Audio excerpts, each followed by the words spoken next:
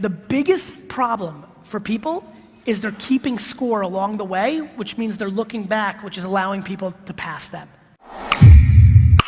Respect. If you could give yourself one tip when you were my age, what would it be? Don't count anything. I feel that. Do you? I think I do. Let me tell you what I mean.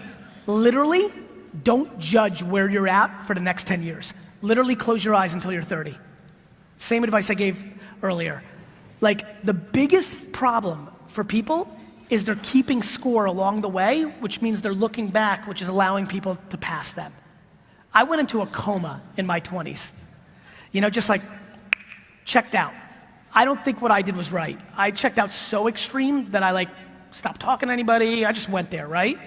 I think in hindsight there was a healthier balance, but I think everybody else is too much the other place. Like at 30, I'm gonna be this, and at 22, this, and if I'm not the manager at 21, then this, and if I'm not making 63,000 at 20, like people are just counting against themselves because they're so used to the game of school and rankings and scoring, and then you get into the real world where it's detrimental, not a positive.